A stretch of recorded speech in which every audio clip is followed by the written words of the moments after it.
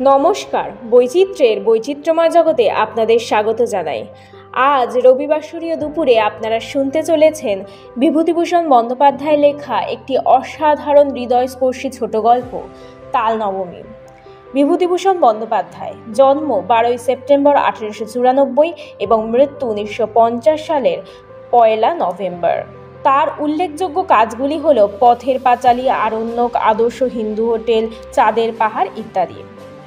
তার লেখা অসংখ্য উপন্যাস এবং ছোট গল্প আজও পাঠক মহলে সমানভাবে সমাদৃত। তার লেখা চাঁদের পাহাড় প্রত্যেক বাঙালি ঘরে অবস্থিত। আজকের গল্পটি আমরা নিয়েছি সুন্দর প্রকাশনী থেকে প্রকাশিত বিভূতি গল্প সমগ্র থেকে। তাহলে শুরু করা যাক আমাদের আজকের গল্প, তাল নবমী।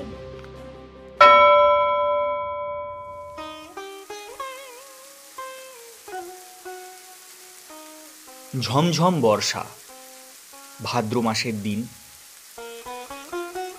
আজ দিন 15 ধরে বর্ষা নেমেছে।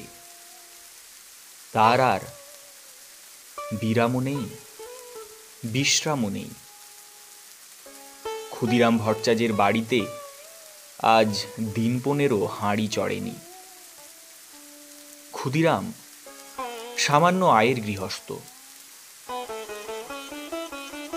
জমি জমার সামান্য কিছু আয় এবং 2-4 ঘর শিষ্য যজমানের বাড়ি ঘুরে ঘুরে কায় ক্লেশে সংসার চলে তার। এই ভীষণ বর্ষায় গ্রামের কত গৃহস্থের বাড়িতেই পুত্রকন্যা অনাহারে আছে। ক্ষুদিরাম তো সামান্য গৃহস্থ মাত্র। যজমান বাড়ি থেকে যে কটি ধান এসেছিল তা ফুরিয়ে গিয়েছে। ভাদ্রের শেষে আউশ ধান চাষিদের ঘরে উঠলে তবে আবার কিছু ধান ঘরে আসবে। ছেলেপুলেরা দুবেলা পেট পুরে খেতে পাবে। নেপাল ও গোপাল ক্ষুদিরামের 2 ছেলে। নেপালের বয়স বছর 12, গোপালের 10। কদিন থেকে পেট ভরে না খেতে পেয়ে ওরা 2 ভাইয়ের সংসারের উপর বিরক্তি এসেছে। নেপাল বললে, এই গোপলা, ক্ষুধা পাইছে না তোর? গোপাল ছিপ চাঁচতে চাঁচতে বললে, হ্যাঁ দাদা। মাকে গিয়ে বল গে, আমারও পেট চুই চুই করছে। খেতে চাইলে মা যে বকে দাদা, তুমি যাও না। বকু কি, আমার নাম করি মাকে বলতে পারবি নে? এমন সময় পাড়ার শিবু মারুজ্জের ছেলে চুনিকে আসতে দেখে নেপাল ডাকলে, ও চুনি, চুনি, শুনি যা দেখি। চুনি বয়সে নেপালের চেয়ে বড়, অবস্থাপন্ন গৃহস্থের ছেলে, বেশ চেহারা। নেপালের ডাকে সে ওদের উঠোনের বেড়ার কাছে দাঁড়িয়ে বললে, কে? আয় না ভিতর পানি। না, যাব না, বেলা যাচ্ছে। আমি জটি পিসিমাদের বাড়ি যাচ্ছি। মা সেখানে রয়েছে কি না ডাকতে যাচ্ছি। কেন, তোর মা এখন সেখানে যে? ওদের ডাল বানতে গিয়েছে। তাল নবমী বের তো আসছে মঙ্গলবার, ওদের বাড়ির লোকজন খাবে। সত্যি? তা জানিস নি বুঝি? আমাদের বাড়ির সবাইকে নেমন্তন্ন করবে, গায়েও বলবে। আমাদেরও করবে? সবাইকে যখন নেমন্তন্ন করবে তো ওদেরকে বাদ দেবে? চুনি চলে গেলে নেপাল ছোট ভাইকে বললে, ভাই, আজ কি বার রে? তা তুই জানিস? আজ শুক্রবার বোধ হয়, মঙ্গলবার নেমন্তন্ন। গোপাল বললে, কি মজা না দাদা? এই সুপ সুপ সুপ সুপ করি থাক, তোর বুদ্ধি শুনতে নেই। তাল নবমীর বের তুই তালের বড়া করে, তা তুই জানিস? গোপাল সেটা জানতো না, কিন্তু দাদার মুখে শুনে খুব খুশি হয়ে উঠল। সত্যি তা যদি হয় তবে সে সুখাদ্য খাবার সম্ভাবনা বহু দূরবর্তী নয়। আজ কি বার সে জানে না, সামনের মঙ্গলবারে নিশ্চয়ই তার আর বেশি দেরি নেই। দাদার সঙ্গে বাড়ি যাবার পথে পড়ে জটি পিসিমাদের বাড়ি। নেপাল বললে, তুই দাঁড়া, ওদের বাড়ি ঢুকে দেখে আসি। ওদের বাড়ি তালের দরকার হবে, যদি তাল কেনে। এ গ্রামের মধ্যে তালের গাছ নেই, মাঠে প্রকাণ্ড তাল দিঘি। নেপাল সেখান থেকে তাল কুড়িয়ে এনে গায়ে বিক্রি করে। জটি পিসিমা সামনেই দাঁড়িয়ে। তিনি গ্রামের নটবর মুখুজ্জের স্ত্রী, ভালো নাম হরিমতি। গ্রাম শুদ্ধ ছেলে মেয়ে তাকে জটি পিসিমা বলে ডাকে। পিসিমা বললেন, কি রে? তাল নিবা পিসিমা? হ্যাঁ, নেব বই কি, আমাদের তো দরকার হবে মঙ্গলবার। ঠিক এই সময় দাদার পিছু পিছু গোপালও এসে দাঁড়িয়েছে। জটি পিসিমা বললেন, ওটা পেছনে কে রে? গোপাল নাকি? তা সন্ধেবেলা দুই ভাই মিলে গেছিলি কোথায়? নেপাল সলজ্জ মুখে বললে, ওই ওই মাছ ধরতে গেছিলুম। মাছ পেলি? না ধর, ওই দুটো পুঁটি আর একটা ছোট বিলে। তাহলে যাই পিসিমা? আচ্ছা, এসো গে বাবা, সন্ধে যে হয়ে এলো। অন্ধকারে চলাফেরা করা বর্ষাকালে মোটেও ভালো নয়। জটি পিসিমা তাল নবমীর ব্রত উপলক্ষে কোনো উল্লেখ প্রকাশ তো করলেনই না, তাল নিয়েও যেন কোনো আগ্রহ প্রকাশ দেখালেন না। যদিও দুজনেরই আশা ছিল হয়তো জটি পিসিমা তাদের দেখলেই নিমন্ত্রণ করবেন। দরজার কাছে গিয়ে নেপাল আবার পেছন ফিরে জিজ্ঞাসা করলে, তাল নিবেন তাহলে? তাল? তা দিয়ে যেও বাবা খান কতক। কটা করে পয়সায়?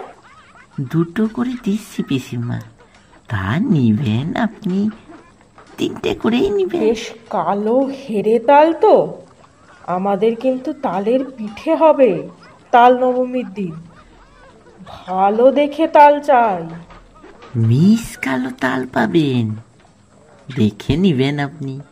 গোপাল বাইরে এসেই দাদাকে বললে, তুই ওদের কবে তাল দিবি রে দাদা? কাল। তুই ওদের কাছে পয়সা লিস নি দাদা? নেপাল আশ্চর্য হয়ে বললে, কেন রে? তাহলে ওরা নিমন্ত্রণ করবে, দেখিস এখন। দূর, তা হয়নি। আমি কষ্ট করি তাল কুড়াবো, আর পয়সা নিব নে। রাত্রে বৃষ্টি নামে, হু হু বাদলার হাওয়া, সাথে সাথে পূব দিকে জানলার কপাট দড়ি বাঁধা। হাওয়ায় দড়ি ছিঁড়ে সারা রাত খটখট শব্দ করে ঝড় বৃষ্টির দিনে। গোপালের ঘুম হয় না, তার যেন ভয় ভয় করে। সে শুয়ে শুয়ে ভাবছে, দাদা তাল যদি বিক্রি করে তবে ওরা নিমন্ত্রণ করবে না, তা কখনো করে?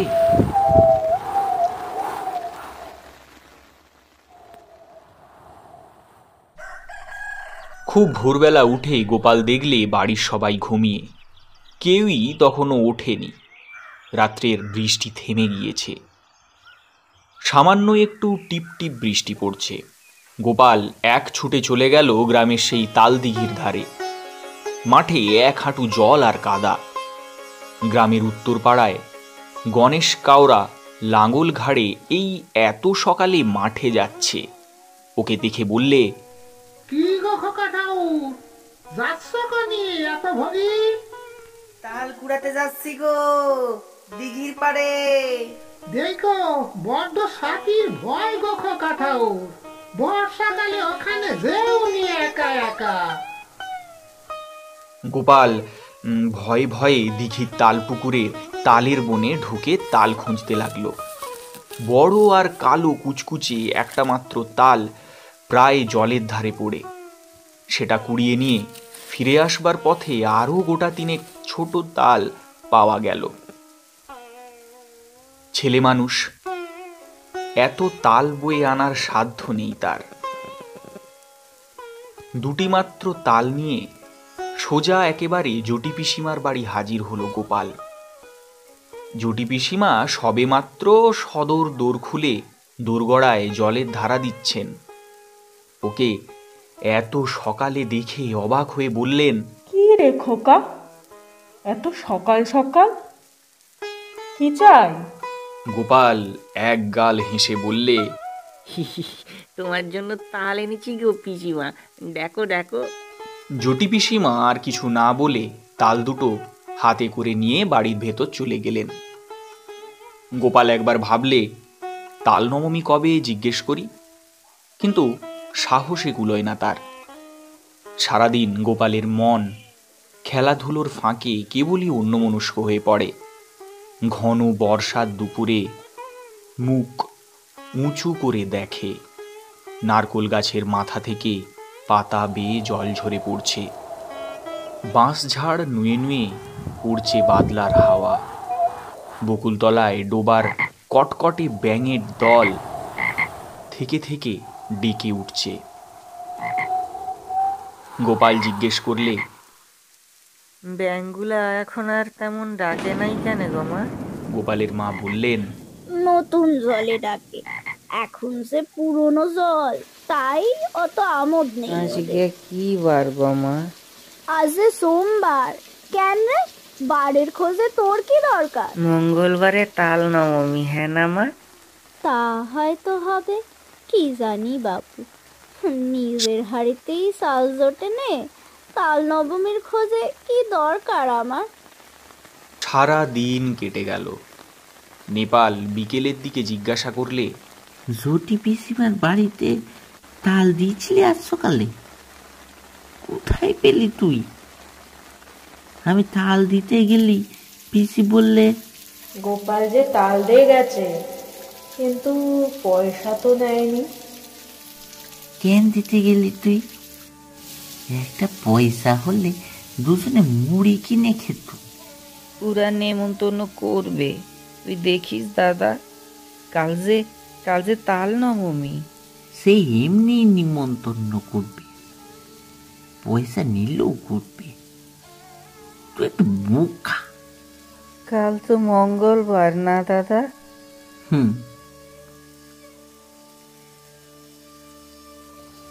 রাত্রে উত্তেজনায় গোপালের ঘুম হয় না। বাড়ির পাশের বড় বকুল গাছটায় জোনাকির ঝাঁক জ্বলছে।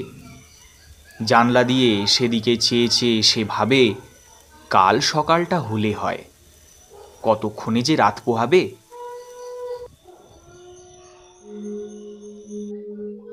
জটি পিসিমা আদর করে ওকে বললেন খাওয়ানোর সময়, খোকা, কাকুরের ডাল না নিবি নাকি? বেশ ভালো করে ভাতটা মেখে নে মুগের ডাল দিয়ে।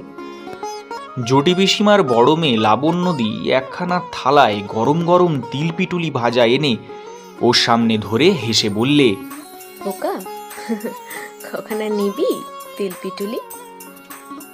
বলেই লাবণ্যদি থালাখানা উপুড় করে ঢেলে দিলে। তারপর ঝুটি পিসিমা আনলেন পায়েস আর তালের বড়া। হেসে বললেন, খোকা, তুই যে তাল কুড়িয়ে এনে দিয়েছিলি, সেই দিয়েই পায়েস হলো যে। খা খা খোকা, ভালো করে খা, আজ যে তাল নবমী রে। কত কি চমৎকার ধরনের রাঁধা তরকারির গন্ধ বাতাসে, খেজুর গুড়ের পায়েসের সুগন্ধ ভাসছে। গোপালের মন খুশি ও আনন্দে ভরে উঠল। সে বসে বসে খাচ্ছে, কেবলই খাচ্ছে। সবারই খাওয়া শেষ, ও তবুও খেয়েই যাচ্ছে। লাবণ্যদি হেসে হেসে বলছে, আর নিবি তিল পিটুলি? ও গোপাল, গোপাল! হঠাৎ গোপাল চোখ চেয়ে দেখলে জানালার পাশে বর্ষার জলে ভেজা ঝোপঝাড়, তাদের সেই আতা গাছটা, সে শুয়ে আছে তাদের বাড়িতে। মার হাতের মৃদু ঠেলায় ঘুম ভেঙেছে। মা পাশে দাঁড়িয়ে বলছেন, ওট ওট ওট, বেলা হয়েছে কত, মেঘ করে আছে তাই বোঝা যাচ্ছে নে। বোকার মতো ফ্যাল ফ্যাল করে সে মায়ের মুখের দিকে চেয়ে রইল। আজকে আজকে কি বার মা? মঙ্গলবার। তাও তো বটে, আজই তো তাল নবমী। ঘুমের মধ্যে ওসব কি হিজিবিজি স্বপ্ন সে দেখেছিল। বেলা আরো বাড়ল। ঘন মেঘাচ্ছন্ন বর্ষার দিনে যদিও বোঝা গেল না বেলা কতটা হয়েছে। গোপাল দরজার সামনে একটা কাঠের গুঁড়ির ওপর ঠায় বসে রইল। অনেক বেলায় তাদের পাড়ার জগবন্ধু চক্রবর্তী তার ছেলে মেয়েকে নিয়ে সামনের পথ দিয়ে কোথায় যেন যাচ্ছেন। তাদের পেছনে রাখাল রায় ও তার ছেলে শানু, তার পেছনে কালীবর মারুজ্যের বড় ছেলে পাঁচু আর ও পাড়ার হরেন। গোপাল ভাবলে, এরা যায় কোথায়? এ দলটি চলে যাবার কিছু পরে বুড়ো নবীন ভট্টাচার্য ও তার ছোট ভাই দিনু সঙ্গে এক পাল ছেলে মেয়ে নিয়ে চলেছে। দিনু ভট্টাচার্যের ছেলে কুড়োরাম ওকে দেখে বললে, এই নে বসি কেন রে, যাবি নে? কায় যাও রে তোরা সব? জটি পিসিমাদের বাড়ি তাল নবমীর নেমন্তন খেতি করেনি তোদের? ওরা বেছে বেছে বলেছে কিনা সবাই রে তো বলেনি। গোপাল হঠাৎ রাগে অভিমানে দিশেহারা হয়ে উঠল। কেন করবে নি নিমন্ত্রণ? সব করেছে, আমরা এর পরে যাব, বেশি জানে। পালা এখান থেকে যা। রাগ করার মতো কথা কি বলেছে খুড়োরাম সেটা বুঝতে না পেরে বললে, বারে, তাও তো রাগ করিস কেন, কি হয়েছে? ওরা চলে যাবার সঙ্গে সঙ্গে গোপালের চোখে জল এসে পড়ল। বোধহয় সংসারের অবিচার দেখেই। পথ চেয়ে এসে বসে আছে কদিন থেকে, কিন্তু তার কেবল পথ চাওয়াই সার হলো।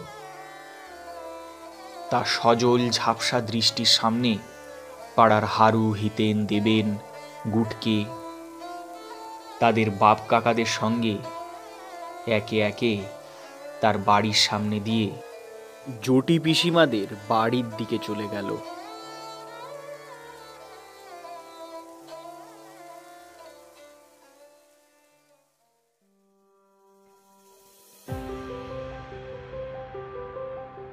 এতক্ষণ আপনারা শুনছিলেন বিভূতিভূষণ বন্দ্যোপাধ্যায় লেখা বিখ্যাত ছোট গল্প তাল নবমী। গল্পের সূত্রধার এবং জটিপিসির চরিত্রে আমি রায়া, গল্পকথক এবং গোপালের চরিত্রে প্রীতম, নেপাল সুমন, চুনি অনিমেষ, কুড়োরাম সুদীপ্ত, গণেশ সুকুমার মাইতি, গোপালের মা তপশ্রী, লাবণ্য পৌলমী, পোস্টার ডিজাইন এবং স্পেশাল সাউন্ড এফেক্টসে প্রীতম। আবার দেখা হবে আগামী রবিবার অন্য কোনো নতুন একটি গল্প নিয়ে। ততক্ষণ পর্যন্ত আপনারা আমাদের চ্যানেলটিকে সাবস্ক্রাইব করে আমাদের পাশে থাকুন আর এইভাবেই ভালোবাসা দিতে থাকুন আর শুনতে থাকুন বৈচিত্র্য গপ্প বুক। ধন্যবাদ।